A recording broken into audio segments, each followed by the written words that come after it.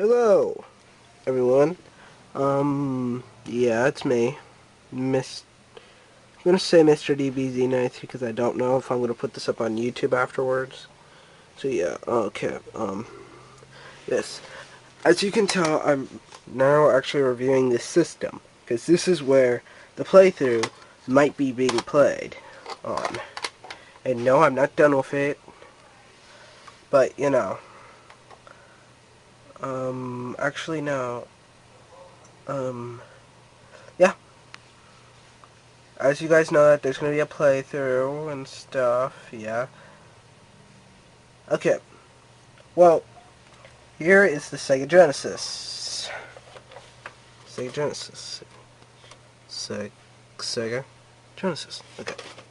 Now, the Sega Genesis is actually not the original. This is the Mark II. The Mark I, I couldn't get a hold of it, honestly. So I decided to get this one. Because they had it in stock. So I got it. Okay. And this was a system made in whatever time it was made. I don't really care when it was made. It's just a fantastic system. I love it. It's really cool.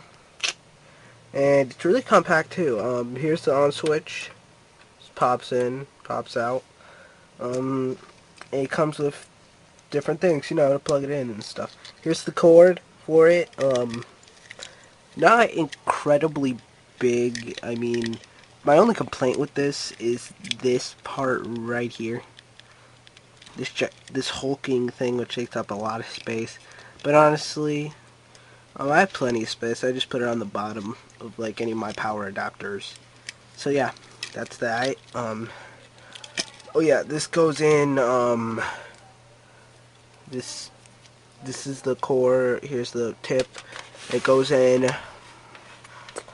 Goes in right back here. Right here. This goes right in there. Yeah. Okay, on to the next thing. The plug-in to the wall accessory right here. How to plug it into the actual TV. It's right here. And this is how it comes. It's perfectly fine. And here's the little thing. I don't know if you can see all the little wires. But it plugs in basically the same area, just the other one. Now, to the controller. This is the controller. As you can see, it has an A, B, and C button, unlike most. And here's where the pause button is. Yeah. And this is the directional pad. Not much to say about that. Okay, now, to get onto the games, here's Sonic 1, because this actually got... I dropped it. Okay. This actually got packaged with the Sega Genesis, so... yeah. At one point it got packaged in, and the cartridge goes into the Genesis just like this.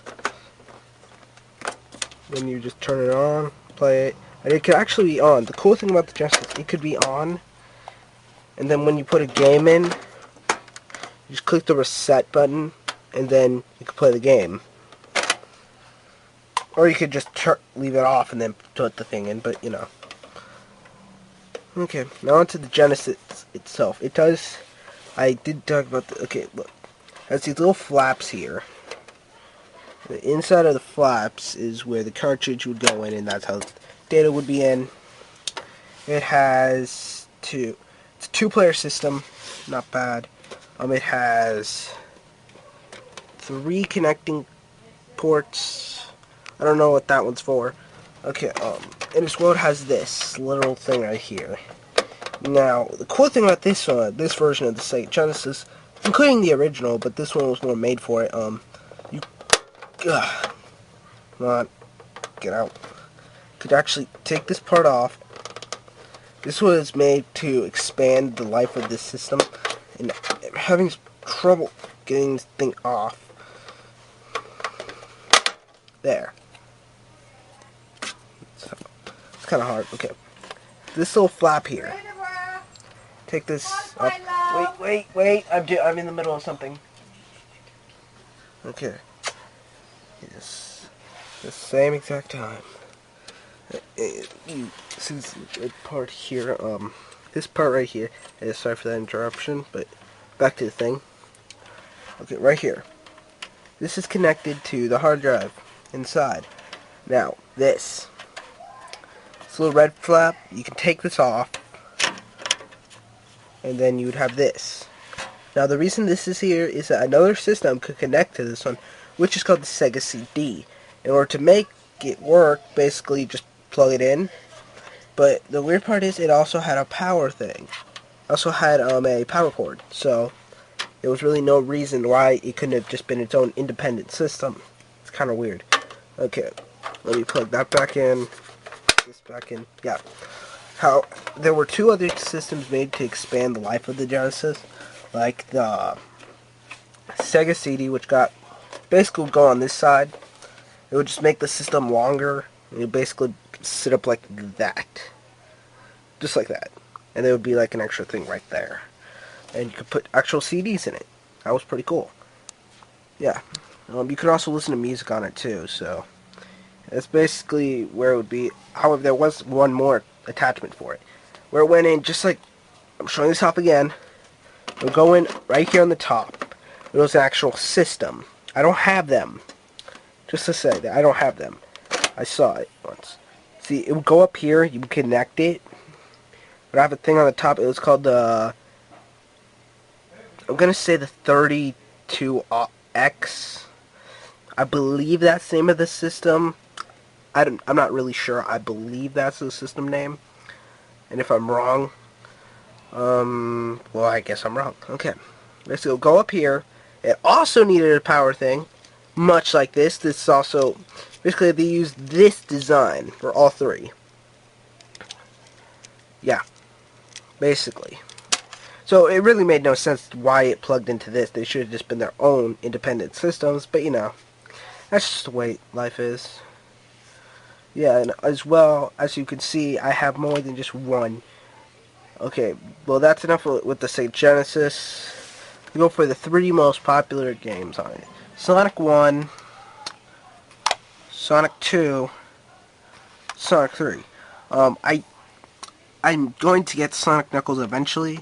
I don't have it now. Here are the three most popular games on this. Let's start off with the original Sonic the Hedgehog. The three most popular games. Okay. Here's Sonic 1. Sonic the Hedgehog 1, this was basically Sonic's first ever game. Yeah, this was the first. Yeah. Not much else to say about that.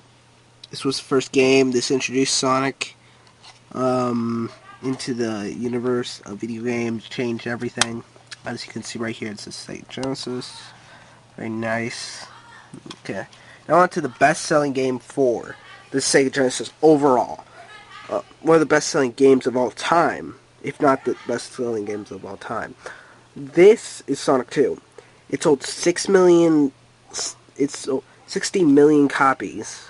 Yeah, I know, that's a lot. If not billion. Actually, I believe it was 60 billion or 60 million. It was one of those two. Actually it was 60 million. What am I talking? Or 6 million. I don't know the exact number, but these things sold a lot. A lot. And the funny thing is, I actually just got this from Plane Trade and stuff, yeah. I got this from Plane Trade for for about $1. Very good price to get it. It's because it's already used. Yeah. And one of my personal favorites, Sonic 3. Sonic 3, as you can see, this little Sega logo right on the back. All three of them do. And this was the third installment of Sonic. It wasn't as popular as Sonic 2. It wasn't as popular as Sonic 2. It didn't sell as many copies. But Sonic 3 was just a fantastic game. And the funny part is, the playthrough I'm doing is on this game, but not entirely. There's also, I'll explain this more in depth in the playthrough, but let's just say Sonic 3 is half of the game.